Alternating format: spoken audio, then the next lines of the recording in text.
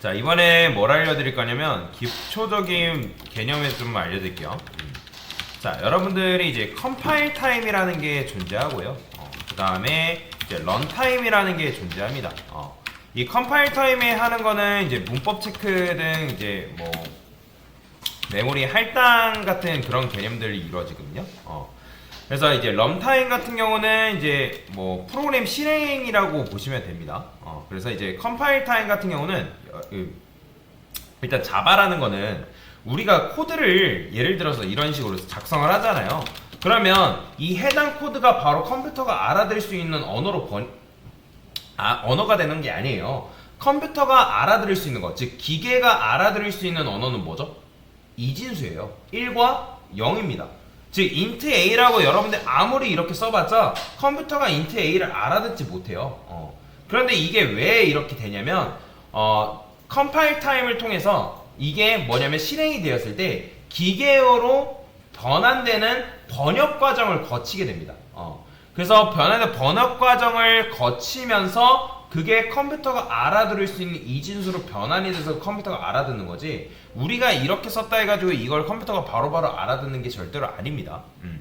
자, 그래서 컴파일 타임에 그런 것들을 이제 실행을 하는데, 자, 여튼 그냥 간단하게 말하면 컴파일 타임에 문법 체크합니다. 자, 여러분들이 이제 실행을 했을 때 뭐 예를 들어서 말도 안 되는 문법을 작성했어요. 뭐 여기다가 뭐 숫자를 썼어요. 그럼 이거 뭐예요? 실행하면 에러 뜨죠? 그쵸, 바로. 자, 이게 바로 컴파일 에러예요. 컴파일 에러. 컴파일 타임에 발생한 에러를 뭐라고 하냐면 컴파일 에러라고 합니다. 컴파일 타임에 발생한 에러를 컴파일 에러라고 한다. 그 다음에 런타임 에러라는 건 뭐라고 하냐면, 얘는 이제 프로그램이 실행 중이라고 말씀드릴 수 있는데, 런타임은 바로 런타임에 발생한 에러예요. 그래서 여러분들이 코드 실행하다 보면 익셉션이라고 본 적 있죠? 그죠? 널 포인터 익셉션, 뭐뭐 익셉션. 자, 이게 바로 프로그램 실행 중에 발생한 에러입니다. 이해되시나요? 자, 그러면 제가 여기다가 배열을 하나만 만들어 볼게요. int 데이터스라고 해가지고 new int라고 써볼게요. 자, 얘는 그러면 우리가 사용할 수 있는 공간이 뭐뭐 돼요? 0번째 공간이랑 1번째 공간 쓸 수 있어요, 없어요? 있죠? 그쵸? 0번째 공간이랑 1번째 공간을 우리가 사용할 수 있단 말이에요. 여기까지 이해되죠? 그런데 만약에 여기다가 제가 메인 메서드 안에다가 void work라는 걸 만들게요. work 아니다, 여기다 이렇게 씁시다. 이 안에다가 메서드를 만들게요. 자, 그 다음에 얘가 int 데이터스라고 쓸게요. 데이터스. 이거 잘못 만들었어요. 여기다가 넣었어야 되는데 됐어요. 자, 근데 이거를 스태틱이라 쓸게요. 스태틱. 자, 스태틱이라 쓰게 되면 굳이 이제 객체화하지 않고도 이 워크라는 메서드를 사용하는 게 가능한데, 자, 워크라고 쓴 다음에 데이터스를 여기다가 이제 넘겨줄 거예요. 그러면 여기에 넘어가는 건 뭐예요? new int라는 거는 객체죠. 그러면 여기에 연결되는 걸 객체 리모컨이란 말이에요. 그러면 여기도 마찬가지로 그 객체 리모컨 주소가, 즉 객체 주소가 적혀져서 이 메서드에 넘어가는 겁니다. 이해가 되시죠? 자, 그러면 여기다가 여러분들이 데이터스라고 쓰고 0번째에다가 값을 이렇게 넣는 거 가능해요? 불가능해요? 가능해요. 자, 마찬가지로 여기다 1번째 20 써볼게요. 그 다음 2번째에다가 30. 자, 사실 2번째는 있어요, 없어요? 존재하지 않죠. 자, 존재하지 않기 때문에 여러분들이 실행하면 뭐예요? 에러 뜹니다. 자, 보이죠? array index out of bounds exception. 이게 뭐예요? array가 뭐죠? 배열이죠. 인덱스, 배열의 인덱스, out of bounds라는 건 뭐예요? 경계선이죠. 경계선을 넘어섰다.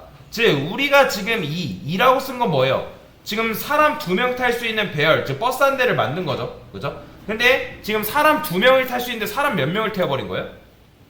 그죠? 3명을 태워버린 거잖아요. 그러니까 허용 범위를 지금 벗어난 거잖아요. 다룰 수 있는 범위가 2까지인데 두 개까지인지 지금 세 개를 써버렸기 때문에 그 허용 범위를 벗어났기 때문에 이런 식으로 에러가 난 거란 말이에요. 이해되시죠? 그러면 생각을 해봅시다. 고객이 만약에 이런 프로그램을 사용한다 했을 때 이렇게 에러 메시지를 보여주는 게 좋을까요? 아니면 너 잘못 입력했다, 뭐 제대로 입력해라 라고 하는 게 좋을까요? 당연히 제대로 입력해라 라고 하는 게 좀 더 낫겠죠? 자, 그래서 이거를 뭘로 감쌀 수 있냐면 try catch라는 걸 여러분들로 감쌀 수가 있습니다. 이해가 되시네?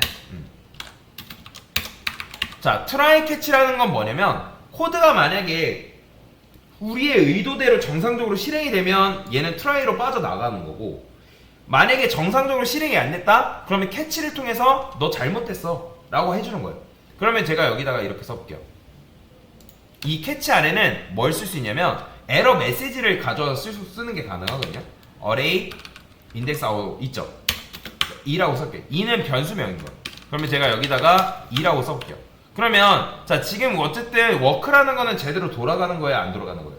제대로 안 돌아가죠. 왜냐면 우리가 지금 숫자를 3개 썼기 때문에. 자, 실행을 하면 뭐예요? 자, 지금 명확하게 에러 메시지를 볼 수가 있는 거예요. 보이죠? 아까 빨간색으로 뭐 했어요? 빨간색으로 에러 메시지가 떠면서 프로그램이 종료됐잖아요. 이해되시나요? 제가 이거를 그냥 쓰게 되면 어떻게 됐어요? 아까 다시 보여드릴게요. 이거 안 썼어요. 자, 이렇게 쓰면 프로그램 바로 종료돼 버린단 말이에요. 에러 메시지 뜨고. 이해되시죠? 여러분들이 코드를 잘못 쓴 이 세션 같은 경우는, 참고로 이 세션은 익세션을 띄워버리고 프로그램이 그 즉시 종료됩니다. 이해되시나요? 그러니까 더 이상 안 돌아가요.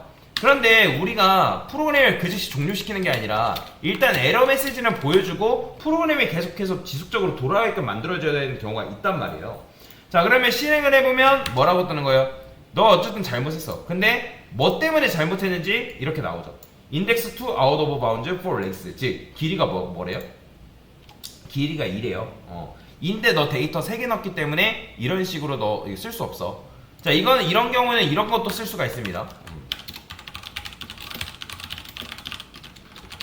이렇게 마치 조건문처럼 사용하는 게 가능해요. try catch는 조건문과 비슷하다라고 보시면 돼요. 제대로 입력했으면 얘를 실행해 주는 거고, 아니다 하면 캐치를 통해서 요 메시지를 띄우는 게 가능합니다. 자, 보이시나요? 배열의 길이를 벗어났다. 그러니까 이런 식으로 여러분들이 조건문을 사용하는 게 가능하다라는 거예요. 근데 이제 여튼 그냥 2라고 쓰면, 사실 이렇게만 쓰면 뭐 어떤 것 때문에 에러가 발생했는지를 좀 알 수는 있지만 그래도 명확하진 않다라는 거죠. 그래서 이거를 명확하게 사용하는 방법이 있긴 합니다. 자, 이어서 하면 지금 이런 식으로 이제 코드를 작성할 수 있는데, 아까도 말씀드렸잖아요. 여러분들이 이렇게만 쓰게 되면 조금 가독성이 살짝 떨어질 수가 있어요.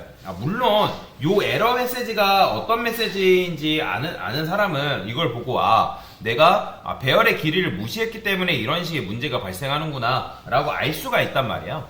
그러면 제가 이거를 조금 더 변형을 좀 해보겠습니다. 여기다가 뭐라고 해볼 거냐면, 만약에 데이터 싼 다음에 렌스 배열의 길이죠, 그죠? 걔가 만약에 3보다 작다, 3보다 작다. 그러면 자, throw라고 해가지고 new 한 다음에 뭐라고 할 거냐면 이런 게 있습니다. illegal argument exception이라는 게 있는데, 얘는 말 그대로 어떤 데이터를 인수로 잘못 넘겼을 때, 그러니까 잘못된 문제가 발생했다라고 하면 여기서 이거를 조건문을 해가지고 애초에 사전에 요거로 넘어가기 전에 여기서 먼저 체크를 하는 거죠. 그러면 여기서 먼저 체크를 하면 요런 에러를 이제 터트리고, 여기다가 이제 뭐 할 수 있냐면 요런 걸 쓸 수가 있습니다. 자, 값을 잘못 입력했다. 자, 그러고 나서 실행을 해보면 어떻게 나오냐면 이렇게 나오는 거예요. 그러면 이렇게 썼을 때 뭐가 좋냐면 조금 더 가독성 높은 코드를 작성할 수 있다라는 거죠. 물론 여기다 이제 array index out of bounds 써도 크게 문제가 되진 않습니다. 근데 이렇게 썼을 때 이 에러 메시지를 뭐 하는 거예요? 일단 지금 뭐 한 거죠? length가 3보다 작죠, 그죠? 작잖아요, 그죠? 3보다 지금 길이가 뭐예요? 길이가 지금 뭐죠? 자, 여러분들 이렇게 쓰게 되면 어떤 문제가 발생하는 거예요? array index out of bounds exception 나온다 했잖아요. 그러면 여기서 사전에 데이터 랭스가 만약에 3보다 작다라고 하면 이 에러 메시지를 대신 터트려 주는 거죠. 그러면 여기서 이제 뭐 하는 거예요? 함수가 여기서 멈춥니다. 함수가 딱 여기서 멈추기 때문에 더 이상 여기로 내려가요, 안 내려가요?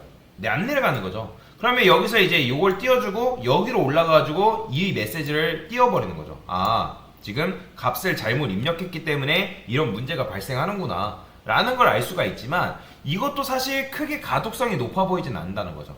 그런데 이 에러 메시지를 여러분들이 직접 만드는 게 가능하거든요.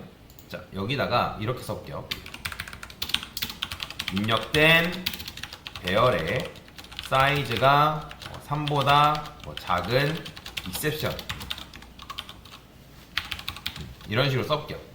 근데 이런 거는 여러분들이 클래스로 대신 만들 수가 있어요. 클래스 한 다음에 extends 런타임 exception이라는 게 있습니다. 그러니까 이게 무슨 말이냐면 런타임이라는 건 아까도 말씀드렸지만 실행 중에 발생한 에러다라고 말씀을 드렸습니다. 자, 그러면 실행 중에 에러가 발생한다, 즉 런타임 exception이 발생한다 하면 요거를 대신 에러 메시지로 사용하는 게 가능합니다. 요거를 자, 그러면 마찬가지로 요런 경우에 함수가 여기서 멈춘다 했죠. 그죠? 그래서 이거를 대신 이런 식으로 쓰는 거죠. 그죠? 자, 그래서 여기다가 뭐 이런 오류가 발생했어요 라고 쓰게 되면 실행했을 때 어때요? 자, 이런 오류가 발생했어요 라고 나오는 거죠. 그러면 아까 또 앞에 작성했던 코드보다는 조금 더 편한 거죠. 근데 대신에 뭐가 불편하냐면 예외 클래스를 여러분들이 이런 식으로 만들어줘야 되기 때문에 좀 그런 불편함이 있어요. 자, 그래서 실무에서는 이 예외 클래스라는 거는 꼭 필요할 때만 만들거든요.